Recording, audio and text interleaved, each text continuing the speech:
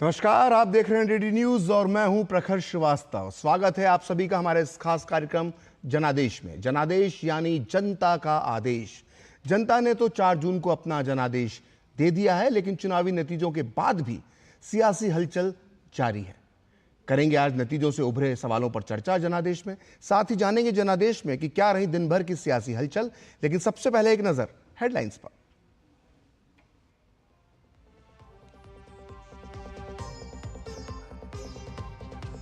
NDA की ओर से जल्द पेश होगा सरकार बनाने का दावा। दिल्ली में एनडीए संसदीय दल की बैठक कल। मुख्य चुनाव आयुक्त ने राष्ट्रपति को सौंपी नव निर्वाचित सांसदों की सूची। हटाई गई चुनाव आदर्श आचार संहिता।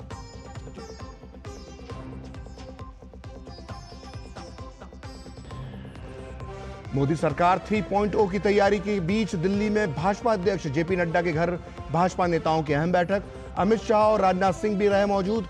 आगे की रणनीति पर हुआ मंथन।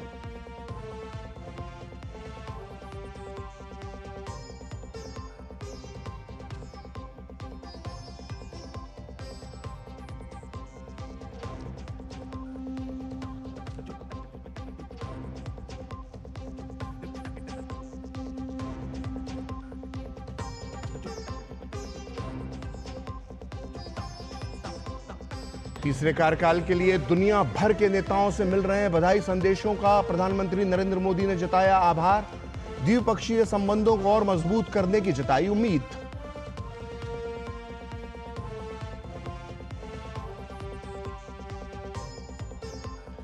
इंडी गठबंधन ने विपक्ष में बैठने का लिया फैसला। कांग्रेस अध्यक्ष खड़गे ने कहा सही समय पर लेंगे सही फैसला। अखिलेश यादव ने कहा विपक्ष मजबूत, नहीं दबेगी आवाज।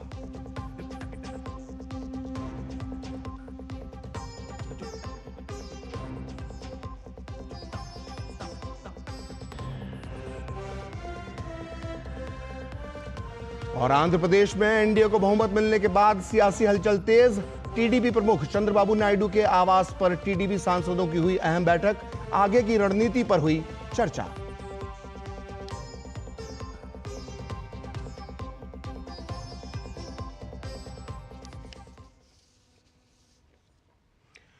तो मोदी सरकार 3.0 की तैयारियों के बीच अब कल का दिन भी बेहद अहम रहने वाला है, जब एनडीए संसदीय दल की बैठक होगी, जिसमें पीएम मोदी को संसदीय दल एनडीए के संसदीय दल का भी नेता चुना जाएगा।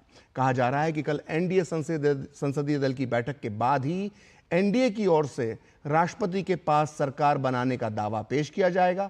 इस चुनाव में भी बीजेपी सबसे बड़ी पार्टी बनकर उभरी है और एनडीए ने 292 सीटों के साथ साफ स्पष्ट बहुमत हासिल कर लिया है।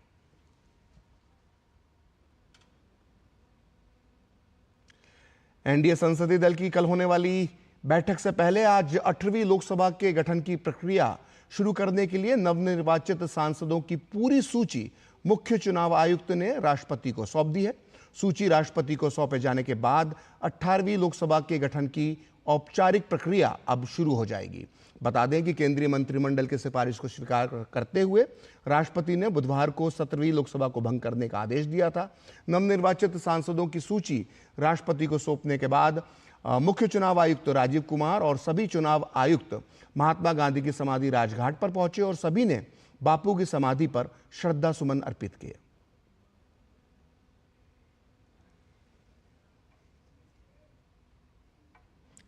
आप इन तस्वीरों में देख सकते हैं मुख्य चुनाव आयुक्त राजीव कुमार और अन्य चुनाव आयुक्त आज राजघाट पहुंचे और एक ध्रुव कार्य करके एक दुनिया के सबसे बड़े लोकतंत्र का सफल आयोजन, एक सफलतापूर्वक उसका निर्वहन करने के बाद आज राष्ट्रपिता महात्मा गांधी को श्रद्धा सुमन अर्पित किए। और निश्चित तौर पर दुनिया के सबसे बड़े लोकतंत्र भारत का चुनाव करवाना कोई आसान कार्य नहीं होता है। उत्तर से लेकर पश्चिम तक और पूर्व से लेकर दक्षिण तक ध्रुव इलाकों में चुनाव आयोग ने इस कार्य को कामयाबी के साथ संपन्न करवाया, एक बड़ी उपलब्धि है। तो लोकसभा चुनाव 2024 के नतीजों के बाद देश को नई सरकार का इंतजार है और एनडीए को मिले बहुमत के बाद भाजपा के नेतृत्व में एनडीए सरकार बनाने जा रहा है, जिसके बाद देश में फिर एक बार मोदी सरकार की तैयारियां जोरों पर हैं। वहीं इस बीच दिल्ली में भाजपा अध्यक्ष जेपी नड्डा के घर पर आज भारतीय जनता पार्टी के नेताओं की बैठक हुई, जिसमें भाजपा के वरिष्ठ नेता अमित शाह, राजनाथ सिंह भी मौजूद रहे। एनडीए में शामिल दलों से बातचीत के लिए बीजेपी की ओर से आए अमित शाह, राजनाथ सिंह और पार्टी अध्यक्ष जेपी नड्डा ने मोर्चा संभाला। और देश भर में बड़ी सियासी हलचलों के बीच मुंबई में लोकसभा चुनाव के नतीजों के बाद एनसीपी प्रमुख अजित पवार ने पार्टी नेताओं के साथ बैठक की। बैठक में सांसद सुनील तटकरे, मंत्री दिलीप वालसे पाटिल, मंत्री छगन भुजबल, मंत्री हसन मुशर्रफ, मंत्री अदिति तटकरे, रामराज नाईके, निंबालकर और अन्य नेता भी शामिल हुए। मुंबई में महाराष्ट्र के मुख्यमंत्री और शिवसेना नेता एकनाथ शिंदे की मौजूदगी में सभी नवनिर्वाचित शिवसेना सांसदों की बैठक हुई। यह बैठक एकनाथ शिंदे के आधिकारिक आवास पर हुई। और टीडीपी प्रमुख जो इस वक्त सबसे बड़ा चेहरा बनकर उभरे हैं भारतीय राजनीति में, चंद्रबाबू नायडू के घर पर भी आज नवनिर्वाचित सांसदों की एक अहम बैठक हुई। इस दौरान चंद्रबाबू नायडू ने दिल्ली में हुई एनडीए घटक दल की बैठक के प्रमुख बातों पर, जो बैठक के प्रमुख बिंदु थे, उन पर अपने सांसदों के साथ चर्चा की। और ऐसा बताया जा रहा है कि बैठक के दौरान सरकार में पार्टी की भूमिका क्या होगी, इसे लेकर गंभीर मंथन किया गया। और लगातार तीसरी बार एनडीए की सरकार बनाने के लिए कवायद जारी है। आइए सुनते हैं आज एनडीए के घटक दलों के नेताओं ने क्या कुछ कहा। जातिगत जनगणना को देश की किसी पार्टी ने मना नहीं किया है। बिहार ने रास्ता दिखाया है। प्रधानमंत्री ने भी ऑल पार्टी डेलीगेशन में इसका विरोध नहीं किया है। इसलिए जातिगत जनगणना समय की मांग है और हम इसको परसू करेंगे। प्री कंडीशन नहीं है, अनकंडीशनल सपोर्ट है, लेकिन बिहार को विशेष राज्य का दर्जा दिया जाए, ये हमारे दिल और दिमाग में है। मंत्रालय का और मंत्रिमंडल का गठन प्रधानमंत्री का विशेषाधिकार होता है। अब आप लोग कोई बात नहीं होगी, कोई बात का जो प्रधानमंत्री का विशेषाधिकार है उस पर क्या बात होगी। जेडीयू संसदीय दल की बैठक कल सुबह 9:30 बजे। हम लोग एनडीए के साथ हैं, पूरी मजबूती के साथ हैं और पूरी मजबूती के साथ एनडीए के साथ रहेंगे।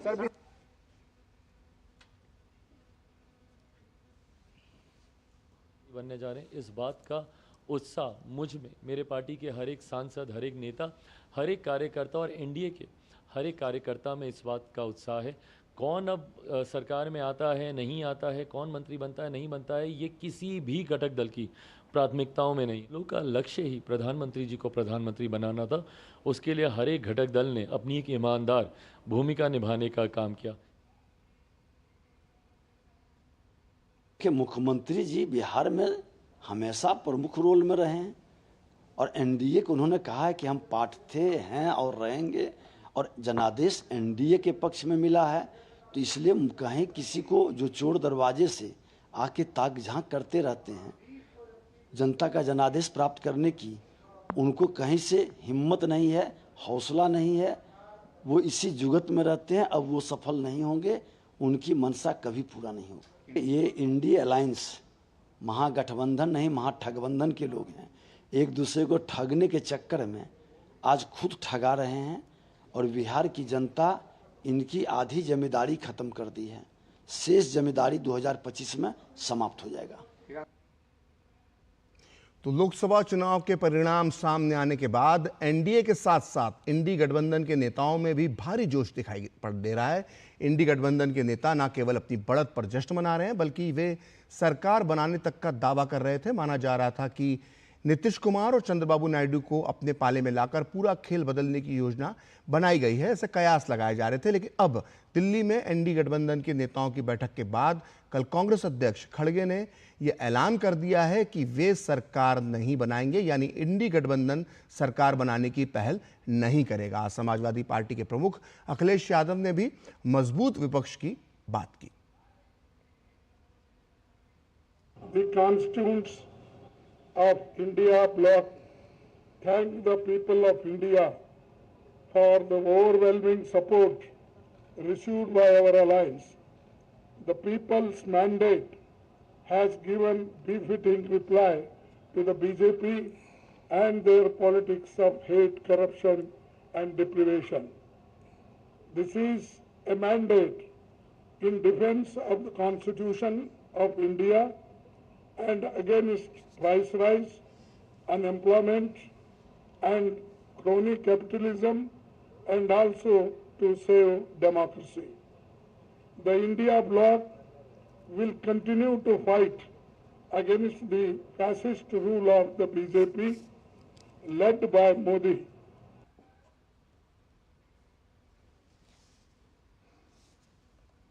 विपक्ष इस बार मजबूत होगा और विपक्ष की जो आवाज है वो दबेगी नहीं। और वहीं कई महत्वपूर्ण सवाल हैं जो चुनाव में जनता के बीच में रखे गए थे। सबसे बड़ा सवाल ये अग्निवीर की नौकरी का। समाजवादी पार्टी कभी भी अग्निवीर व्यवस्था को स्वीकार नहीं कर सकती है। ऐसा लगता नहीं कांग्रेस की सीटें बढ़ी है, उसमें शिवसेना का योगदान है। अगर शिवसेना नहीं होती महाराष्ट्र में, उद्धव ठाकरे नहीं घूमते महाराष्ट्र में, तैयारी नहीं करते, तो ये सीटें आती किसी की भी। मैं कांग्रेस की बात नहीं कर, जहाँ जहाँ कांग्रेस है, जहाँ जहाँ एनसीपी पवार साहब के, हम सब जगह पे प्रचार किया है, सब जगह पे शिवसेना है। हमने ये नहीं कहा कि ये कांग्रेस की सीट है, ये पवार साहब की सीट है। हमने सबसे ज़्यादा काम बारामती में किया है, सबको मालूम है। मैंने खुद 6 बार सभा ली बारामती में, कार्यकर्ताओं के साथ मेरा संवाद रहा। हमारे वहाँ वोट्स है। तो जनादेश में अब वक्त हो चुका है चर्चा की शुरुआत का, और हमारे साथ जुड़ चुके हैं खास मेहमान। हमारे साथ जुड़ चुके हैं भाजपा के प्रवक्ता धनंजय गिरी, वहीं हमारे साथ मौजूद हैं विंग कमांडर रिटायर्ड अनुमा आचार्य जो प्रवक्ता कांग्रेस की हैं।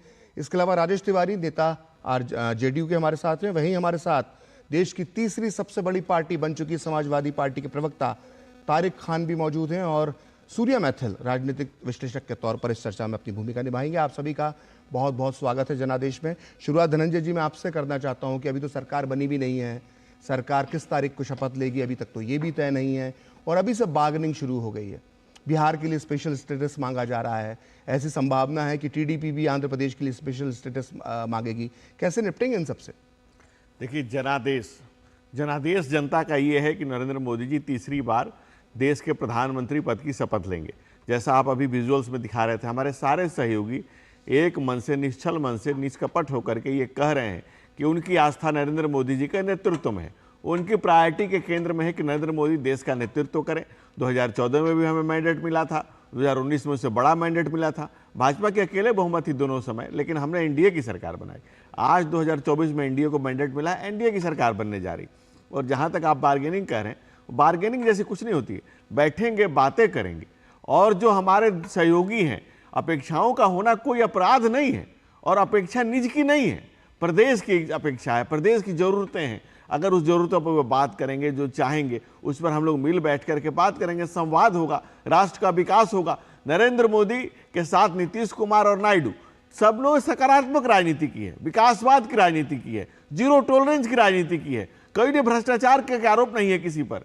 सब लोगों ने उसके खिलाफ काम किया, सब लोगों ने राष्ट्रहित के मुद्दों को हमेशा तरजीह दी है, हमेशा आगे रखा है। तो राष्ट्रहित के जुड़े मुद्दों पर हमारा दल है, और हमारा प्री पोल अलायंस मेजोरिटी में आ चुका है। हम अपनी सरकार बनाने जा रहे हैं, और देश की जनता का धन्यवाद देते हैं जिसने लगातार 1962 के बाद पहली बार थर्ड टर्म हमें मैंडेट दिया है, क्लियर कट मैंडेट दिया है एनडीए को कि हम सरकार बना सकें, क्योंकि हम सरकार में भी रहें, जन सरोकार में भी रहें। इसलिए हम जनता का धन्यवाद देते हैं, जनादेश का सम्मान। धनंजय जी, आपने एक बात कही कि कोई निजी फायदे की बात नहीं कही। ठीक है, निश्चित तौर पर अगर कोई स्पेशल स्टेटस बिहार या आंध्र के लिए मांगता है, ठीक है, ओके, डन। लेकिन जहां मंत्रालयों के बंटवारे की बात आ रही है, मैं कंफर्म नहीं हूं, लेकिन जो सूत्र खबरें बताते हैं, जो मीडिया रिपोर्ट्स हैं, वो तो ये कहती हैं कि लोकसभा का अध्यक्ष पद मांगा जा रहा है, रेलवे मांगा जा रहा है, सड़क एवं परिवहन मांगा जा रहा है। अब ये जो सड़क और परिवहन और रेलवे हैं, ये तो आपने तो जो आपने काम किया इसको आपने जनता तक बहुत पहुंचाया। हम देखते हैं वंदे भारत की कितनी आपने बात की, हाईवेज की आपने बार बार बात की। अब इन कहते हैं, मैं श्योर नहीं हूं क्योंकि खबरें अभी कंफर्म नहीं है, लेकिन कहा जाता है कि इन विभागों पर आपके सहयोगी दलों की नजर है। इससे कैसे निपटेंगे? नजर है कहना गलत होगा। चलिए ठीक है, वो ये चाहते हैं कि उन्हें मंत्रालय में रहे। चलिए अब ठीक, नजर है तो नजर तो इंडी गठबंधन की है कि इधर से कोई उधर चला जाए। इंडी गठबंधन की बात कर लीजिएगा, लेकिन पहले ये तो बताइए। मैं तो अभी बात कह रहा हूं, जिस विषय पर बात कर रहा है, मैंने पहले भी आपसे कहा, उसी बात को रिपीट कर रहा हूं। अपेक्षाओं का होना कोई अपराध नहीं है। ठीक, हमारे साथ जो हमारे सहयोगी हैं, वो सरकार को बृहद और बेहतर चलाने के लिए चाहेंगे कि भाई उनके पास भी कुछ मंत्रालय हो और ये बैठ करके हम लोग बातें करेंगे, बात करके जो उचित होगा, जो सही होगा, जो गठबंधन का धर्म जो कहेगा, उसी धर्म के अनुकूल, उसी के धर्म के अनुसार हम लोग निर्णय लेंगे। तो एक दूसरे की सहमति से कितने निर्णय। सांसद पर कितनी सीट, कितने मंत्री पद, कुछ बन पाया फॉर्मूला अभी तक?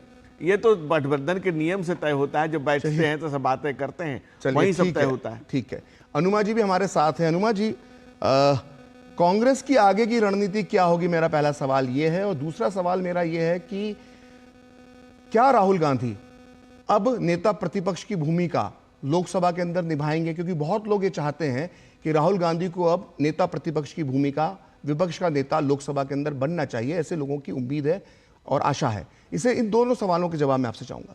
अनुमा जी। प्रखर जी नमस्कार, और सभी पैनलिस्ट को भी नमस्कार। मैं तो बस यही कहूंगी कि अभी तो चाक पे जारी है रक्स मिट्टी का, अभी कुम्हार की नीयत बदल भी सकती है।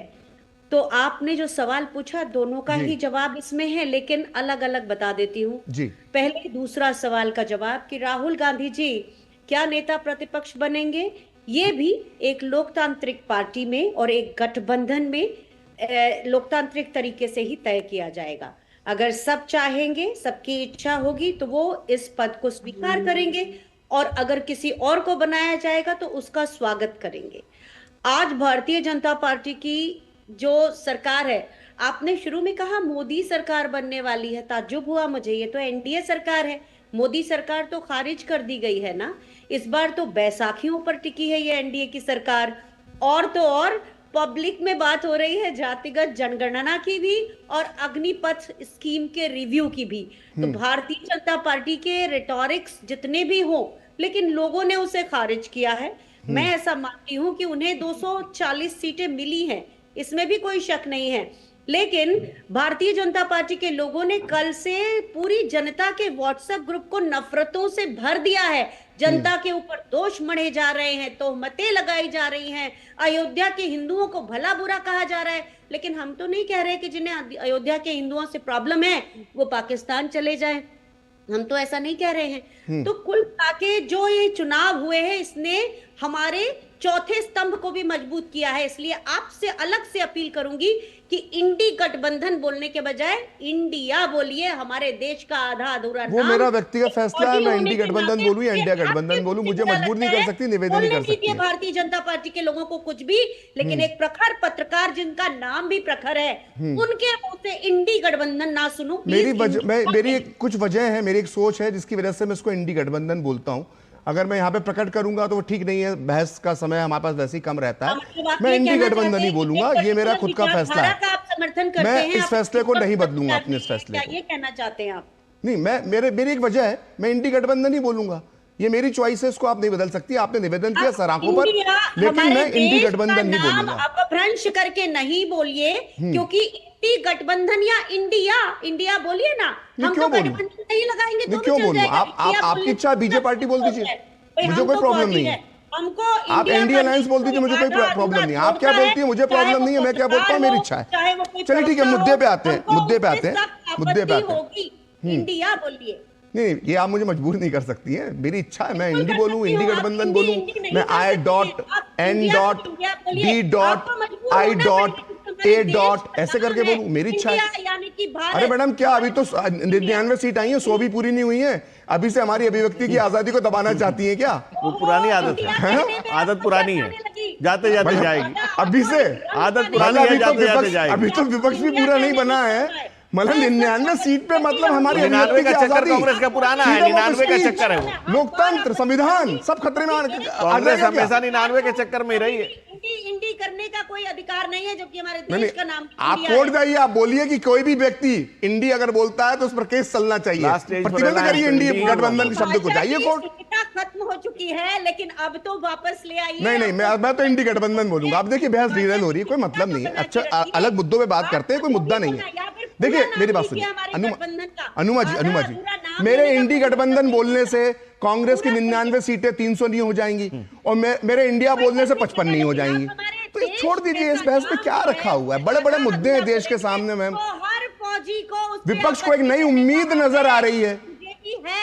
और अच्छा, सरकार होने के नाते अगर कोई कहता है तो उस पे भी तवज्जो देने तो का मैंने एक आपकी पूरा बात को सराखों पे रखा और आपके प्रस्ताव को नकार दिया, इसमें क्या समस्या है मैडम? बहुत बड़े बड़े मुद्दे हैं, बहुत छोटा मुद्दा है इंडी। हमारे देश का नाम इंडी और इंडिया कहना बहुत छोटा। आप देश नहीं है। ना मैडम, आगे तो बात सुन लीजिए ना। आप बार बार बार बार इंडी गठबंधन बोल के सरकार के अरे प्रति मैम, मैं बार बार बार बार 1000 बार इंडी गठबंधन बोलूंगा। अब वो समय गए, वो मैम समय आपके गया। पहले और 10 प्रवक्ता आके मुझे मजबूर कर चुके, आज तक तोड़ नहीं पाए मुझे।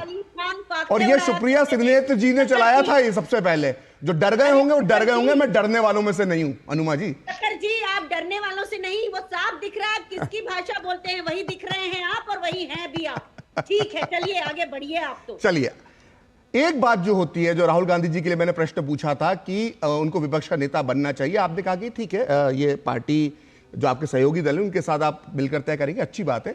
लेकिन राजनीतिक विश्लेषक ये मानते हैं कि अगर 2004 में जब यूपीए की सरकार बनी थी और 2014 तक वो रही थी, अगर उस बीच में कोई बड़ी जिम्मेदारी, कोई बड़ा मंत्री पद अगर राहुल गांधी संभालते तो शायद 2014 और 2019 में एक अच्छी स्थिति में कांग्रेस होती है, ऐसा राजनीतिक के जानकार मानते हैं। और ये बहुत ही निष्पक्ष तरीके से जब ये बात होती है तब ये बात होती है। तो क्या आपको, तो आपके पार्टी के नेताओं को समझाना नहीं चाहिए, या हो सकता है वो मन बना रहे हो कि अगर वो विपक्ष के नेता बनते हैं और लोकसभा में सीधे लीड करते हैं तो शायद कांग्रेस की स्थिति आगे और भी बेहतर हो पाएगी? मैंने आपको एक बार जब समझा दिया कि हमारे यहाँ मनोनीत नहीं किया जाता, हमारे यहाँ जबरदस्ती थोपा नहीं जाता, जैसे अच्छा। थोप दिए गए। हमारे यहाँ सब चीजें डिस्कशन को करके होती हैं, चर्चा से होती हैं। लेकिन आप इसी एक बात को नहीं समझ पा रहे हैं। ये जिद जो है ना, दूसरे की बात ना समझना नहीं, मैं तो चाह रहा हूँ कि बने हो। मैं तो एक पत्रकार के तौर पर चाह रहा हूँ कि अच्छा मुकाबला होगा, पार्लियामेंट में बढ़िया मुकाबला होगा। राजीव गांधी भी नेता प्रतिपक्ष रहे, उनके पिताजी भी नेता प्रतिपक्ष रहे, और इसीलिए कम से कम आपसे उम्मीद करते हैं कि बात सुना करिए। जब मैंने एक बार कह दिया कि हम चर्चा करके किसी निर्णय पे पहुंचते हैं, तो बार बार उसी सवाल को दोहराने चलिए से ठीक, जवाब नहीं बदलेगा। ठीक है, जवाब नहीं बदलेगा, बहुत अच्छी बात। राजेश तिवारी जी, जेडीयू से हैं आप, आपकी पार्टी के लल्लन सिंह साहब ने कहा कि हम जो है वो बिना शर्त के समर्थन दे रहे हैं, लेकिन शर्तों का पिटारा धीरे धीरे खुलना शुरू हो गया।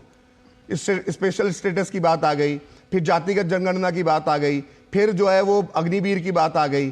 तो ये बिना शर्त क्या है, क्या मामला क्या है? अभी से मतलब शुरू हो गई है बार्गेनिंग जेडीयू की तरफ से? नहीं, कोई शर्त, ये सही बात है। हमारे पूर्व राष्ट्रीय अध्यक्ष ने कहा कि कोई शर्त नहीं रखा गया, और शर्त की यहाँ कोई सवाल नहीं होता है, क्योंकि हम भाजपा के नेचुरल अलायंस है। और जहां तक स्पेशल स्टेटस की बात है, तो स्पेशल स्टेटस का सिर्फ जदयू का मांग नहीं है, ये बिहार के सभी पार्टियों का मांग है। और ये आज से मांग नहीं है, ये हमेशा मांग रहा है, तो वो मांग आज भी है, सबके साथ है। तो इसके लिए ये कहना कि इस समय ये मांग किया जा रहा है, ऐसा कोई बात नहीं है। ये सिर्फ जो अफवाह जो इंडिया गठबंधन है, इन लोगों को फैलाया जा रहा है, क्योंकि इस बार ये चाहे वो बिहार हो या यूपी हो, अफवाह फैलाया ही जाता है, और इसमें कोई बात नहीं है।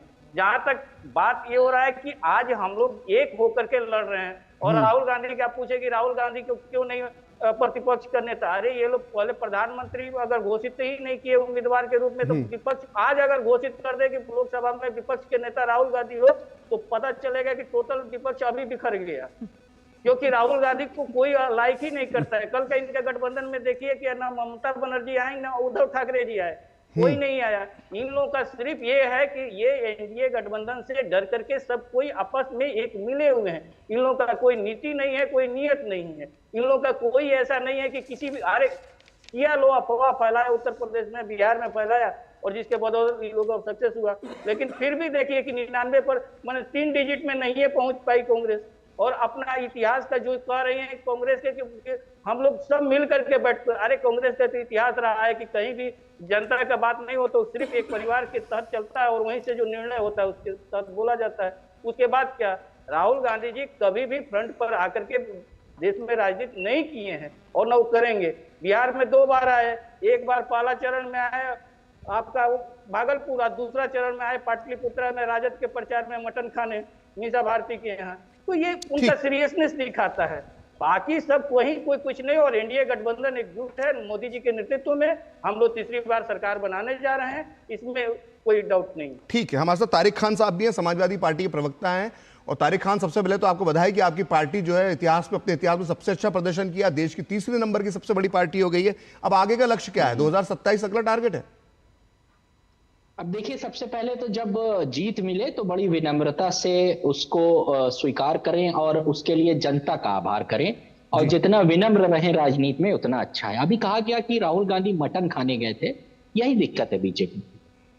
कौन क्या खा रहा है ये उसका अधिकार है, जैसे आपका अधिकार है कि आप इंडी बोले, चाहे हमें डॉट बोले, मैं इस बात से आपकी सहमत हूं, चाहे हमें डॉट गठबंधन बोले, वो आपका अधिकार है। ऐसे राहुल गांधी क्या खाते हैं क्या पीते हैं उनका अधिकार है। बीजेपी इसीलिए हार रही है। You are getting very personal. आप हर इंसान की पर्सनल लाइफ में घुसना चाहते हैं और उससे कहते हैं तुम ये खाओगे, मारूंगा भी, मत खाओ, मैं जो कहता हूं वो खाओ। इट्स नॉट डेमोक्रेसी, ये डेमोक्रेसी नहीं है। डेमोक्रेसी में फंडामेंटल राइट्स है और कई सेक्शंस में हर बातें लिखी गई हैं कि कौन क्या कर सकता है, उसी के हिसाब से चलेगा। आप उसी को बदलना चाहते थे। अभी तारिक जी, विनम्रता के साथ मैं आपको यहाँ पे रोकना चाह रहा हूँ, मेरा एक ब्रेक का वक्त हो गया है, और ब्रेक के बाद जब मैं आऊंगा तो मैं आपके साथ ही जो आप अभी बात कह रहे हैं उसी को आप पूरी कीजिएगा। फिलहाल मुझे लेना पड़ेगा एक छोटा सा ब्रेक। जनादेश में चर्चा जारी रहेगी। लाल रंग इसका अपार, तीखा कम है फिर भी स्वाद, बेमिसाल बेमिसाल MDH Kashmiri, MDH Kashmiri. MDH। मैं क्या जी, सब जानते हैं, जहां दिखे मारियो, अपना समझ के खा लियो। Curiosity can take you to some out of the world places. Curious about this place? Scan this QR code before I take it off with my Seat tires. Seat, crafted for the curious. वो mister विकास की file आप policy बाजार। Ma'am, आपका health insurance claim approve हो गया है, अब आप सर को घर ले जा सकती हैं। क्लेम के टाइम पे हमेशा आपकी हेल्प को तैयार। पॉलिसी बाजार, 1 करोड़ का हेल्थ इंश्योरेंस सिर्फ 390 रुपए महीने से शुरू। डॉक्टर ऑर्थो ऑयल के रेगुलर मसाज से जॉइंट हेल्थी रहते हैं, और अगर प्रॉब्लम बहुत पुरानी है तो डॉक्टर ऑर्थो कैप्सूल्स साथ लेना ना भूलें। अब दर्द भी घुटने टेकेगा। जिन्होंने यूज किया है वो जानते हैं असली हींग का स्वाद। MDH सुपर हींग, शुद्धता का असली तड़का। MDH। तो ब्रेक के बाद जनादेश में एक बार फिर आपका स्वागत है, और हम बात कर रहे हैं सियासी हलचलों की जो 2024 के चुनावी नतीजों के बाद अभी तक जारी हैं, अगले 2-3 दिन और भी जारी रहेंगी। तो तारिक साहब, जब आप ब्रेक से पहले बात कर रहे थे तो आप कह रहे थे कि राहुल गांधी पर जो उनके खान पान को लेकर जो हमले होते हैं उस पर आप कुछ बात कहना चाह रहे थे अपनी।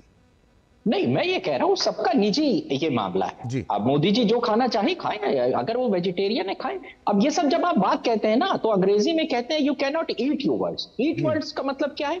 आपने जो कहा फिर वैसे ही नहीं कहा। अभी कोई कह रहा था कि अफवाह फैलाकर चुनाव जीत लीजिए। अच्छा, 19 में आपको लोग वोट दे दे तो वो समझदार पब्लिक है, और उसके बाद अगर हमको दे दे तो वो गुमराह हो गई, अफवाहों में आ गई, है ना। अफवाह फैलाना क्या होता है पता है? आपने कहा कि राम मंदिर पे बाबरी ताला लगाने जा रहे। किसने कही ये बात? हमने कही? किसी ने बोला? सुप्रीम कोर्ट ने आदेश दिया अगर किसी की सरकार होती तो वहां वैसे ही राम मंदिर बनता जैसे अभी बन रहा है। किसी की भी सरकार होती, बाउंड है। आप क्रेडिट तब लेते जब आपकी सरकार रहती और आप विधेयक पारित करके लोकसभा में, जब अटल की सरकार थी तब आप राम मंदिर बनाते, जिसकी विश्व कई डिमांड की इस चीज की, लेकिन आप नहीं माने। काहे का क्रेडिट लेते हैं? और जनता ने अयोध्या की, आपको इस चीज का क्रेडिट नहीं दिया। अब कुल मिलाकर बात सिर्फ इतनी है कि जो आप सरकार चला रहे हैं वो कभी भी अल्पमत में आ सकती है, और इतिहास के पन्ने भरे पड़े हैं। मैंने कल आपके चैनल में बड़े विस्तार से इसी चीज को बताया था कि इतिहास कहां कहां कब कब अल्पमत की सरकारें चुटकियों में गिर गई। मोरारजी देसाई से शुरू हुई थी और आईके गुजराल तक आई है, चुटकियों में गिर गई। ये चलेगा। इस मामले में आपका अनुभव ज्यादा बेहतर हो सकता है, क्योंकि आप लोग बहुत लंबे समय तक गठबंधन सरकारों का हिस्सा रहे। तारिक साहब, खासकर मुलायम सिंह यादव लंबे समय तक गठबंधन सरकारों का हिस्सा रहे, और सरकारें गिरने में समाजवादी पार्टी के जो पूर्व मुखिया थे मुलायम सिंह जी, उनका क्या क्या रोल रहता था वो भी इतिहास में सबको मालूम है। धनंजय जी, आप बात का जवाब देना चाह रहे थे। ठीक है, मैं प्रखर जी, मैं ड्यू रिगार्ड तारिक खान को 2 बातें बताना चाहता हूं। कौन क्या खाएगा पाबंदी इस पर नहीं है। अगर तारिक खान रोजे के समय में दिन में खाएंगे तो रोजेदार नहीं कहलाएंगे, और राहुल गांधी अगर सावन में मटन खाएंगे तो वो हिंदू नहीं कहलाएंगे। प्रश्न ये उठता है कौन कब क्या खाएगा, टाइमिंग पर सवाल है, और ये टाइमिंग का सवाल बहुत वाज़ी है, मौजू है, और ये हर धर्म में का मान्य है। तो अगर वो रोजे में खाएंगे तो दिन के समय तो रोजेदार नहीं कहला सकते, और अगर सावन के समय राहुल गांधी मटन खाएंगे, पब्लिक को दिखाएंगे, तो वो हिंदू नहीं कहला सकते। अरे वंश बदल गई, जात बदल गई, अब आया है गोत्र, दादा लेटे सिमेट्री में, कब्र में ही इलाहाबाद में, अब जनेऊ पहन के घूमे पौत्र। ये ठगने का काम बंद कर दो। 5 सेकंड सिर्फ बोलिए। 5 सेकंड। हर धर्म में ये माना जाता है कि मरने के बाद आपका हिसाब किताब होगा, ठीक है? और नहीं, डिफरेंस है। आप कयामत का इंतजार करते हैं और हम यूं गए और यूं आए। आप कयामत का हम इंतजार नहीं करते, हम गए और आए, हमारा हिसाब चल रहा है। चलिए अब देखिए, इसमें यह है कि हम पूरे मामले में सूर्या मैथिल जी और बहुत देर से इंतजार कर रहे हैं। सूर्या मैथिल जी, मेरा एक सवाल बड़ा, क्योंकि ये चर्चा बहुत चल रही है कि कांग्रेस की तरफ से और इंडी गठबंधन की तरफ से बार बार ये कहा जा रहा है कि कई लोगों ने तो ये कहा कि नैतिकता के आधार पर इस्तीफा दे देना चाहिए, सरकार बनाने की जरूरत ही नहीं होना चाहिए, सरकार उन्होंने बनाना ही नहीं चाहिए। लेकिन मैं सोच रहा हूँ कि हमारे दर्शकों को भी मालूम होना चाहिए, सवाल पूछने से पहले एक रिकॉर्ड थोड़ा सा मैं पढ़ के सुना देता हूँ कि भारत में 14 प्रधानमंत्री अभी तक हुए हैं और इनमें से 9 ने बिना बहुमत के सरकार चलाई है, और मोदी 10वें प्रधानमंत्री होंगे ऐसे। 1969 में इंदिरा गांधी के पास 220 सांसद थे, उनने सरकार बनाई। 1979 में चौधरी चरण सिंह जो थे, 64 सांसद थे उनके, तब भी वो सरकार उन्होंने चलाने की कोशिश की, बहुमत साबित ही नहीं कर पाए, संसदीय फेस नहीं कर पाए। वीपी सिंह 143 सांसद थे महज और सरकार चलाई। चंद्रशेखर महज 64 सांसद, 1991 में सरकार चलाई। पीवी नरसिम्हा राव जो 1991 में राजीव गांधी की हत्या के बाद जो दूसरा दौर चुनाव का हुआ था, उसके बाद 244 सांसद आए थे, लेकिन अल्पमत की सरकार नहीं चलाए हैं। 1996 46 सांसद देवेगौड़ा जी ने सरकार चलाई। 1997 इंदर कुमार गुजराल 46 सांसद सरकार चलाई। अटल बिहारी वाजपेयी 182 सांसद सरकार चलाई। और ये ग्राफिक्स पूरा नहीं, अगले साल 1999 में फिर 182 सांसद आए थे, तब भी उन्होंने सरकार चलाई थी। और मनमोहन सिंह जी ने 2 बार सरकार चलाई अल्पमत की, 2009 में 206 सीटों के साथ और 2004 में महज 145 सीटों के साथ।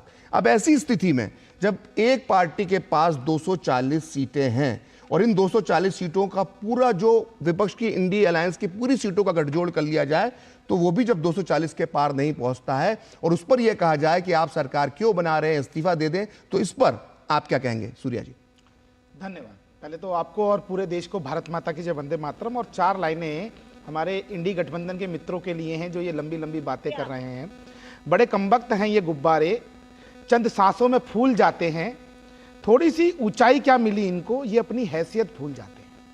अब देखिए प्रखर जी कि इस समय में जब से रिजल्ट्स आए हैं, उसके बाद भारतीय जनता पार्टी उत्तर से लेकर दक्षिण तक और पूर्व से लेकर पश्चिम तक देश की सबसे बड़ी पार्टी बनी। आप देखिए कि देश में सबसे ज्यादा मत प्रतिशत किसी को मिला तो माननीय प्रधानमंत्री जी के नेतृत्व में भारतीय जनता पार्टी को मिला। लेकिन यहां पर नैरेटिव क्या चलाया जा रहा है? नैतिकता के आधार पर आपको इस्तीफा दे देना चाहिए। ये तो वैसी बात हो गई कि एक फिसड्डी विद्यार्थी जो लगातार रगड़ रहा हो, फेल हो रहा हो, वो गलती से ग्रेस मार्क से वो अगर पास हो जाता है तो उसके घर में ढोल ढमक बज रहे हैं। और एक स्टूडेंट जो कि IITN हो, जो लगातार 99% लाला हो, यदि उसके 90% आ जाए तो उसके घर में शोक की लहर हो जाती है। आज वही स्थिति आप देखिए देश की राजनीति में है। मैं अपने इंडी गठबंधन के मित्रों को जरा बीजेपी का स्ट्राइक रेट बता देना चाहता हूं कि इस समय देश के अंदर इन चुनावों में भारतीय जनता पार्टी को कहां पर कितनी बढ़त मिली है। आप देखिए कि 55% स्ट्राइक रेट रहा भारतीय जनता पार्टी का, जबकि कांग्रेस का रहा 30%। जो असली शिवसेना है उसने 7 सीटें जीती। हाँ, उद्धव जी को बधाई, उन्होंने 9 सीटें जीती। लेकिन अब आप इधर आइए कि ओडिशा के अंदर और आंध्रा के अंदर एनडीए ने सरकार बनाई और उड़ीसा में तो पूर्ण बहुमत की सरकार भारतीय जनता पार्टी ने बनाई है। इसके अलावा महाराष्ट्र, दिल्ली और हिमाचल प्रदेश, उत्तराखंड क्लीन स्वीप कर गए हैं। केरला के अंदर पहली बार कमल का फूल खिला है आजादी के बाद। ये सब उपलब्धियां इनको नहीं दिखती हैं। आप देखिए कि केरला के अंदर 2019 में बीजेपी को 13% मिले थे, इस बार 16% मिले। तेलंगाना के अंदर 19% मिले थे, इस बार 35% वोट मिले। कर्नाटक के अंदर 51% पिछली बार थे, इस बार 46% मिले। मैं मानता हूं थोड़ा सा एज वहां पे रहा। आंध्रा के अंदर देखिए 11% पहुंच गए, पिछली बार 1% भी पूरा नहीं था। और तमिलनाडु जहां पर भाजपा नहीं जीत पाई, लेकिन मत प्रतिशत वहां पर 11.5% से ऊपर पहुंच गया। कहां कमजोर हुई भारतीय जनता पार्टी? ये तो आपके नैरेटिव एक भारतीय अकेला जनता पार्टी की आप बात करो, कमजोर हुई उत्तर प्रदेश में, ये गंभीर चिंतन का विषय होना चाहिए। एक चीज देखिए, ये सब आंकड़ों से एक बात तो दिखती है, जो माननीय श्रद्धेय प्रधानमंत्री जी ने संसद में बोली थी, एक अकेला इन सब पे भारी रहा। इन सब की अगर इकट्ठी सीटें कर लीजिए, उसके बाद भी भारतीय जनता पार्टी की सीटें इनसे ज्यादा हैं।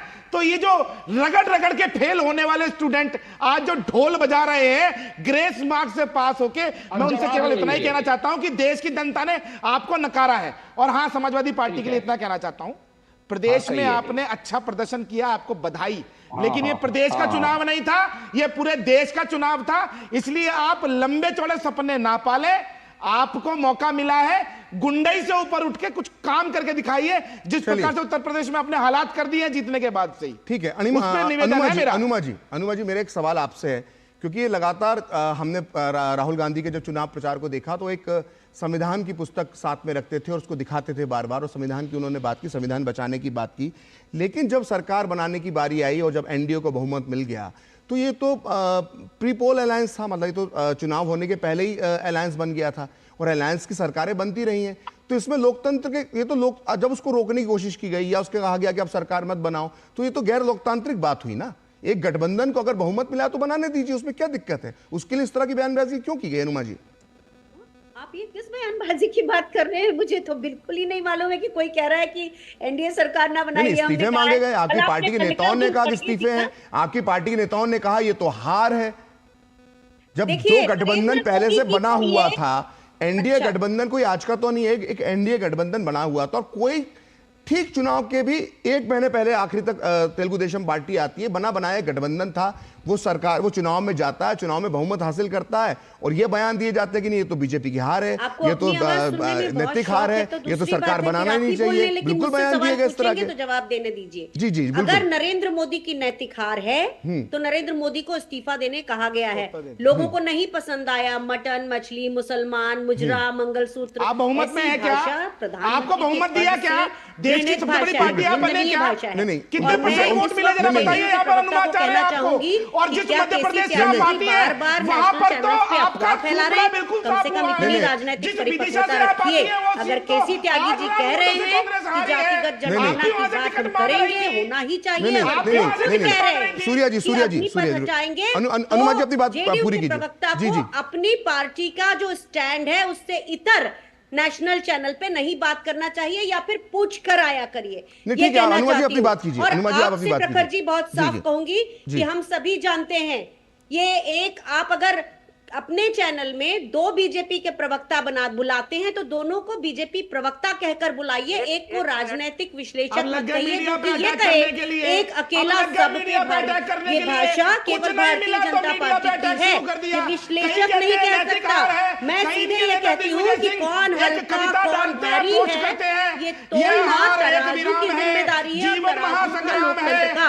उन्होंने भारतीय जनता पार्टी को सिंगल हैंडेड, ठीक है वो पार्टी बने, लेकिन वो 272 के अंक तक नहीं पहुंचे, जनता ने खारिज किया। जबकि आज विपक्ष के पास ना तो चैनल्स थे, आप लोगों ने कुल हमें 5% भी टाइम नहीं दिया, और तब दिया जब हमारे बारे में कोई नेगेटिव खबर चला।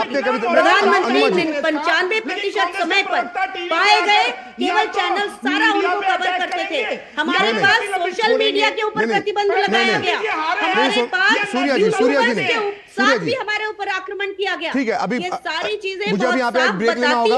अनुमा जी मैं आपको मौका दे रहा हूँ, ब्रेक के बाद वापस फिर आऊंगा। अनुमा जी ब्रेक के बाद मैं आपके पास ही आने वाला हूँ, मुझे ब्रेक लेने का मौका दीजिए प्लीज। वहाँ गांधी जी के पास जा रहे हैं राजघाट पर, क्या उन्होंने निष्पक्षता दिखाई? क्या उन्होंने? अनुमा जी मैं आ रहा हूँ, ये आ गए चुनाव आयोग पे।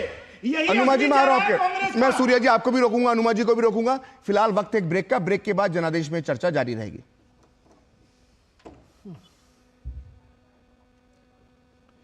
और इस वक्त भाजपा एक प्रेस कॉन्फ्रेंस कर रही है, उस पर चल रहे हैं, क्योंकि थोड़ी देर पहले राहुल गांधी ने शेयर मार्केट को लेकर कांग्रेस बीजेपी पे आरोप लगाए थे। अब उनका जवाब देने के लिए भाजपा इस वक्त एक प्रेस कॉन्फ्रेंस कर रही है। इसलिए चलते हैं बीजेपी हेडक्वार्टर। बहुत बहुत धन्यवाद माननीय अनिल बलूनी जी, जो अभी अभी उत्तराखंड से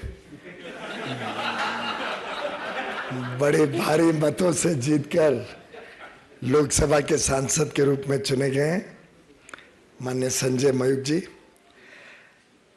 आज राहुल गांधी जी ने एक प्रेस वार्ता कर भारतीय जनता पार्टी और हमारे नेताओं पर अनाप शनाप आरोप लगाए। लोकसभा चुनाव में विपक्ष की हार की हताशा से अभी तक शायद राहुल गांधी जी उभरे नहीं है।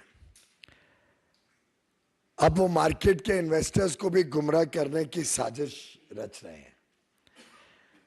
आज भारत दुनिया की 5वीं सबसे बड़ी अर्थव्यवस्था बन गई है। कहां फ्रेजाइल 5 और आज top 5, fastest growing economy in the world. पूरी दुनिया इस बात को आज स्वीकार करती है।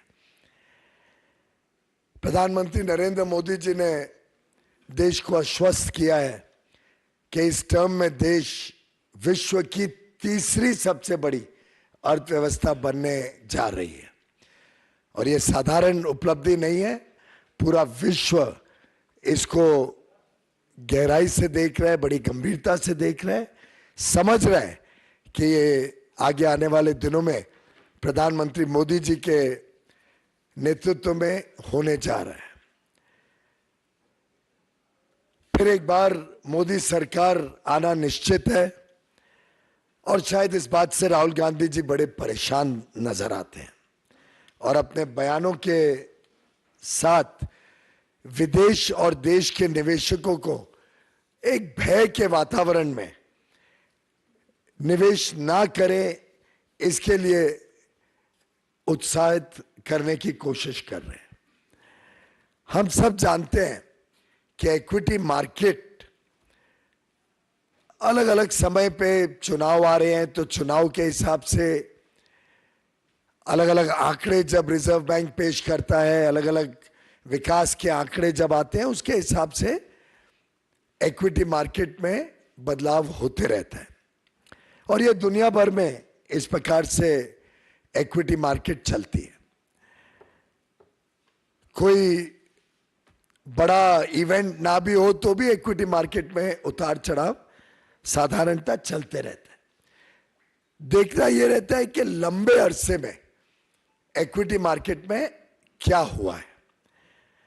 और आप सभी भली भांति जानते हैं, देश के लोग, देश के निवेशक जानते हैं कि पिछले 10 वर्ष के सफलतापूर्वक मोदी सरकार के कार्यकाल में हमारा मार्केट कैप पहली बार $5 ट्रिलियन से अधिक हुआ है।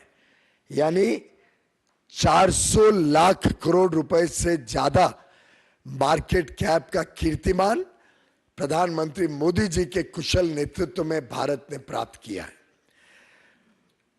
और आज भारत का जो इक्विटी मार्केट है, ये पहली बार विश्व की 5 बड़ी अर्थव्यवस्थाओं की जो मार्केट कैप है उसमें से एक भारत बना है।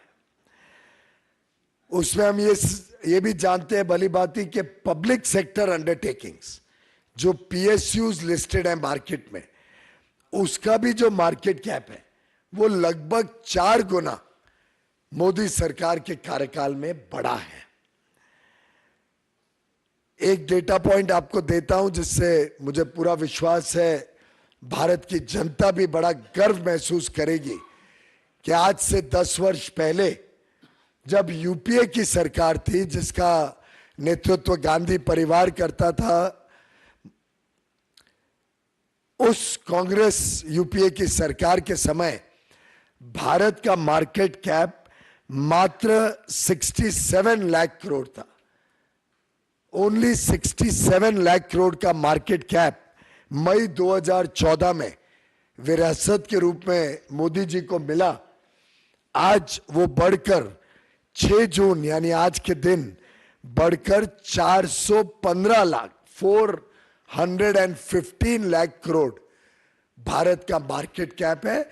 आप सब अनुमान लगा सकते हैं कि ये जो बढ़त 348 लाख करोड़ की बढ़त हुई है 10 वर्ष में, ये जो पिछले 60-65 वर्षों में कुल मार्केट कैप था उससे 5 गुना से ज्यादा बढ़त सिर्फ मोदी सरकार के समय देश ने अनुभव किया है। 67 lakh crores in May 14, increase of 348 lakh crores in 10 years, and today the market cap is 415 lakh crores.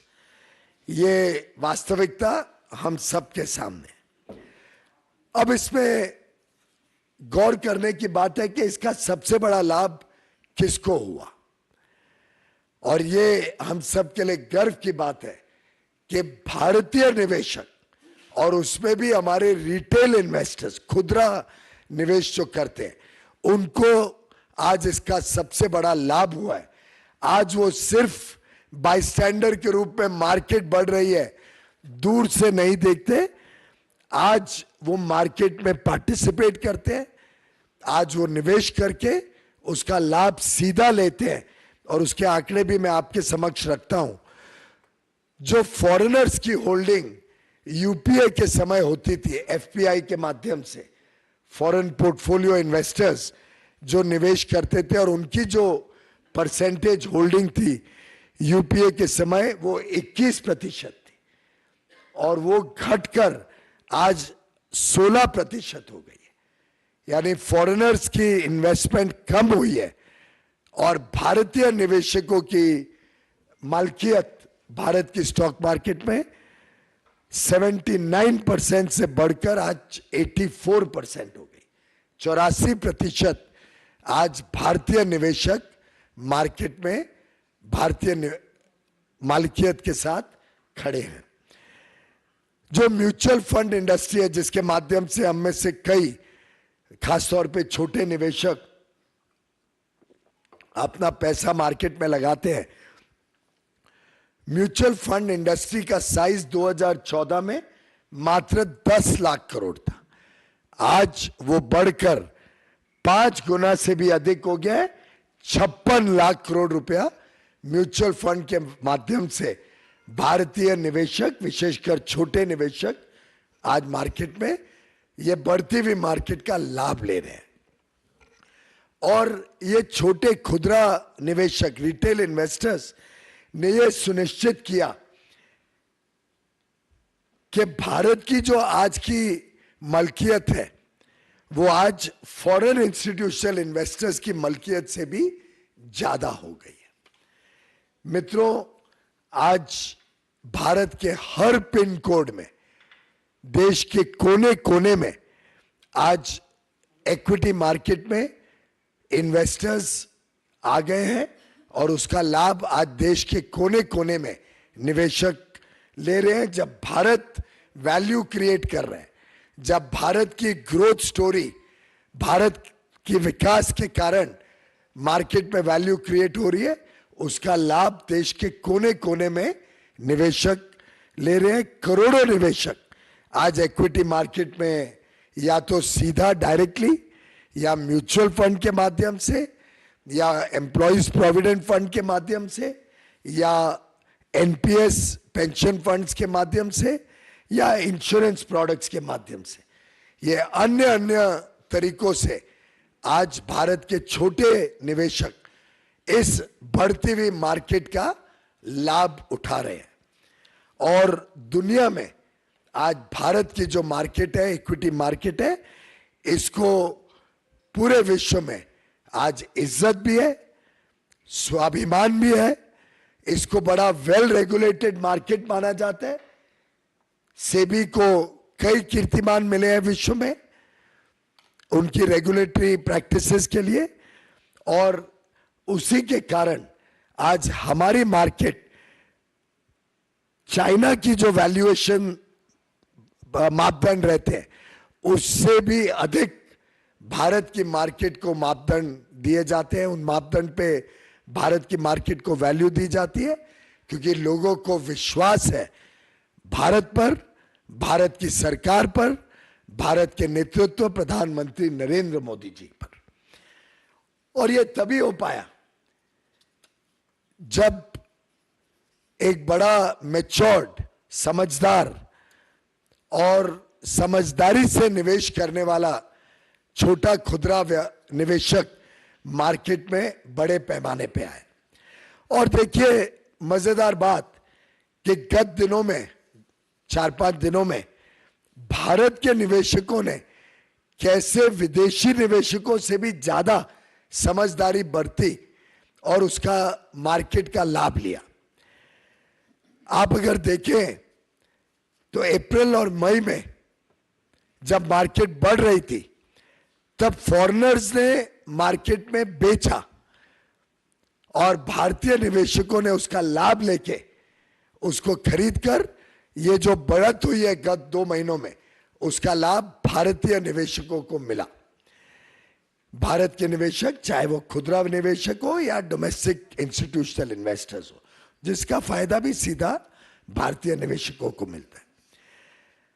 अगर हम गत 3 दिनों की बात देखें तो जिस दिन एग्जिट पोल अनाउंस हुआ उस दिन भी फॉरेनर्स ने बेचा। जब एग्जिट पोल अनाउंस हुआ उस दिन भी जिस दिन एग्जिट पोल अनाउंस हुआ फॉरेनर्स जो पहले बेच रहे थे उन्होंने खरीदा 6,850 करोड़ रुपए का शेयर्स फॉरेनर्स ने बेची एग्जिट पोल के दिन जब मार्केट हाई थी। तो भारत के निवेशकों ने उसमें एक प्रकार से माफ करिए मैं जरा ठीक कर लूं, जिस दिन एग्जिट पोल आया फॉरेनर्स ने खरीदा महंगे दामों पर और भारत के निवेशकों ने महंगे दामों पर बेच के लाभ लिया। 6,850 करोड़ रिटेल में फॉरेनर्स ने खरीदा महंगे दामों पर और भारत के निवेशकों ने उसका लाभ लिया। अगले दिन जब रिजल्ट आए 4 तारीख को, उसके 2 दिन बाद 4 तारीख को जब मार्केट गिरी उस दिन फॉरेन इन्वेस्टर्स ने बेचा, कम दाम पर बेचा और भारत के निवेशकों ने उसको खरीदा इस विश्वास के साथ कि मोदी सरकार आ रही है, हम इसका लाभ लेंगे। तो फॉरेनर्स ने महंगा दाम खरीदा और सस्ता दाम बेचा। भारतीय निवेशकों ने महंगा दाम बेचा और सस्ता दाम खरीदा। तो एक प्रकार से भारतीय निवेशकों ने इस अंतराल में भी कमाई करी, किसी का नुकसान नहीं हुआ। और ये जो बात 30 लाख करोड़ की करते हैं राहुल गांधी जी, मुझे ध्यान आ गया कि क्यों देश की जनता का राहुल गांधी जी पर जरा भी विश्वास थे, क्योंकि वो ये भी नहीं समझते कि ये तो वैल्यूएशन है। वैल्यूएशन से मतलब नहीं है, जो खरीद और बेच होती है उसी का मतलब होता है। और उसमें फॉरेनर्स ने नुकसान पाया, भारत के निवेशकों ने लाभ लिया है। तो रिटेल इन्वेस्टर्स भारत के इस दौरान भी लाभ लिया और फिर आज के दिन मार्केट फिर एक बार जो 3-4 दिन पहले थी उस मार्केट पे फिर एक बार पहुंच गई, जब स्पष्ट हो गया कि मोदी सरकार आ रही है, मोदी जी प्रधानमंत्री बनने जा रहे हैं। तो मित्रों, 10 साल के मोदी सरकार के सफल काम की वजह से मार्केट में जो हमारे भारतीय निवेशकों ने लाभ लिया ये बड़ा स्पष्ट है। इस दौरान भी जो मार्केट में उतार चढ़ाव हुआ इसका भी लाभ भारतीय निवेशकों ने लिया। और मैं समझता हूं यही विश्वास दुनिया का भी भारत के ऊपर है, मोदी जी के ऊपर है। फिर एक बार मोदी सरकार आएगी और पूरे विश्व को यह विश्वास है कि भारत की अर्थव्यवस्था तेजी से आगे बढ़ेगी। अब देखने को मिल रहा है कि अब फिर एक बार भारत की स्टॉक मार्केट भी ठीक है, इस अंतराल में भी भारतीय निवेशकों ने लाभ लिया है। और मैं समझता हूं आज बड़ा प्रश्न जो लोगों के सामने तो ये खड़ा हो रहा है कि जो जो वादे राहुल गांधी जी ने किए थे उसका क्या होगा। आज हम देख रहे हैं कि कई जगहों पर हमारी बहनें, हमारी महिलाएं कांग्रेस के कार्यालय के बाहर खड़ी हैं।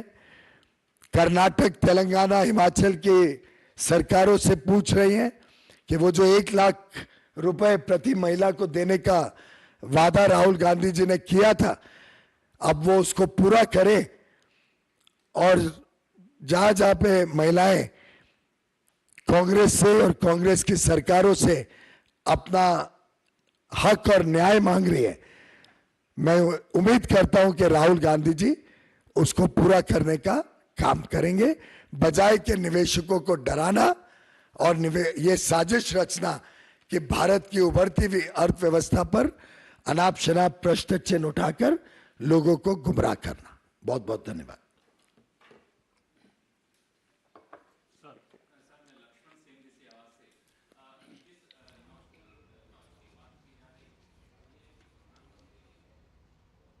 तो ये थे बीजेपी नेता पीयूष गोयल जो राहुल गांधी के लगाए आरोपों पर जवाब दे रहे थे। तो फिलहाल इस बुलेटिन में इतना ही। देखते रहिए डीडी न्यूज़।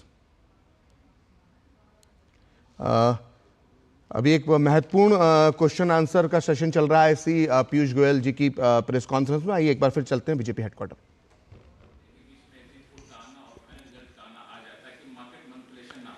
पहली बात, जहां तक पहला सवाल है, इसके आंकड़े दर्शाते हैं कि जो भी नोशनल लॉस की बात हो रही है वो तो वैल्यूएशन में है।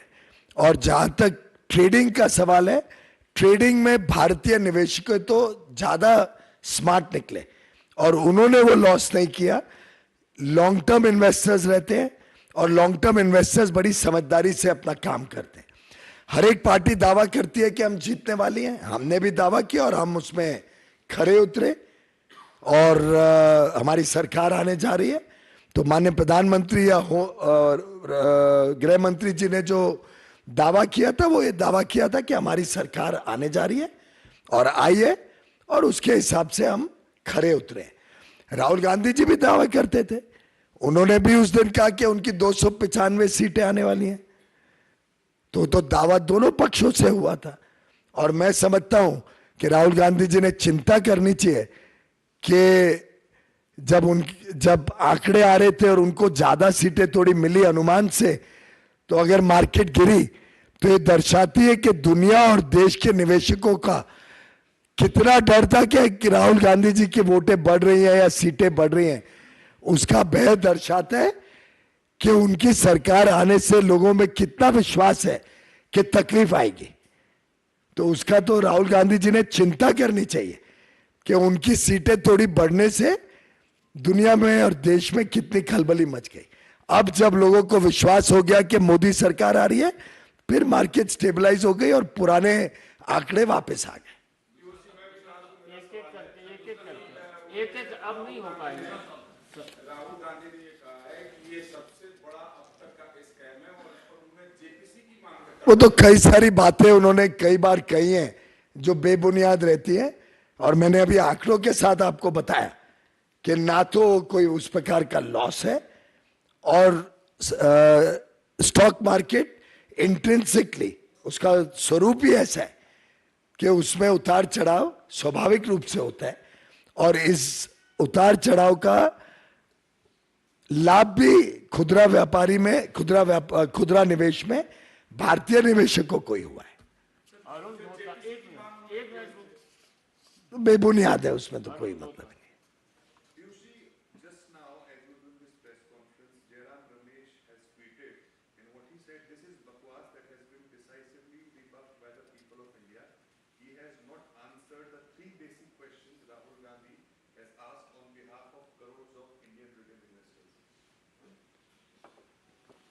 I have answered all the questions. Jairam Ramesh ji ने सुनी नहीं होगी या तो बात। आप में से कोई बताइए कोई विषय है जिसमें मैंने अभी तक आपको जवाब नहीं दिया हो।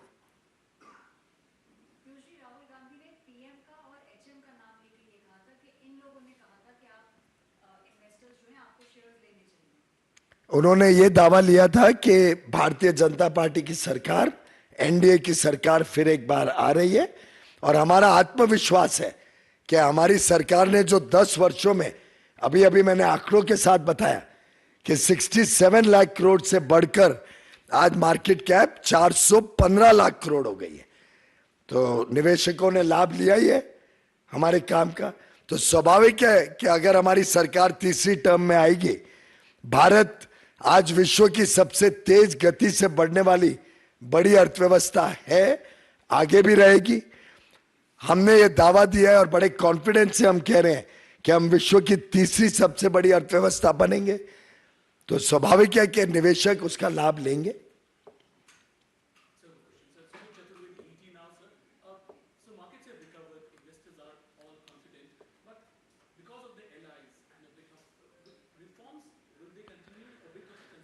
All reforms will continue. The country is poised for a bright future ahead. We are delighted that our allies are equally progressive, whether all our NDA allies are progressive parties. They support reform, they support what is good for the people of India, and they understand that the 10 years of the Modi government have taken the country to newer heights, and have the confidence that under Prime Minister Narendra Modi's able leadership and the big vision with which he has taken the country to today's position of being the world's fastest growing large economy, they are confident that under his leadership, this country will continue to do better and better and become the world's third largest economy while continuing the growth that we are witnessing in the last few years.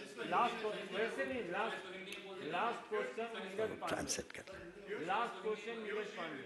Result आए 2 दिन ही हुआ है और आज ही आम आदमी party की तरफ से कहा गया कि दिल्ली का चुनाव वो अकेले लड़ने वाले। क्या आप इसे इंडिया गठबंधन में दरार के रूप में देखते हैं? आज का विषय वो नहीं है, लेकिन हमने बहुत पहले से रखा है, अपना स्पष्ट मत रखा है कि इंडिया अलायंस एक मात्र सीट एडजस्टमेंट बन के रह गया। आप देखते हैं कि दिल्ली में एक दूसरे के खिलाफ लड़ते हैं, पर एक दूसरे के साथ लड़ते हैं, पंजाब में एक दूसरे के खिलाफ लड़ते हैं आम आदमी कांग्रेस। वैसे ही कांग्रेस और लेफ्ट पार्टीज केरल में एक दूसरे के खिलाफ लड़ते हैं और फिर एक मित्रता और दोस्ती का ढोंग दिखाते हैं लोगों के सामने। तो ये एक एडजस्टमेंट सीट एडजस्टमेंट रह गया और भ्रष्टाचारियों का समूह एक दूसरे को बचाने के लिए उभर के आया है। बहुत बहुत धन्यवाद।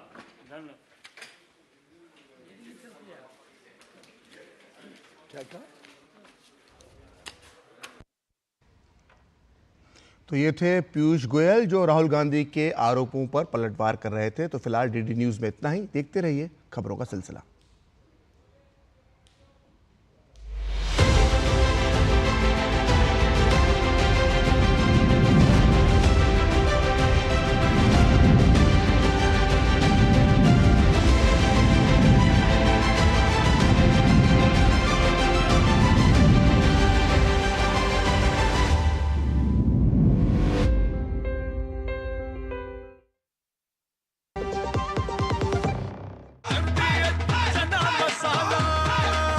अब छोलिया हो या लोबिया, सफेद चने या काले चने, सब कुछ मजेदार बने।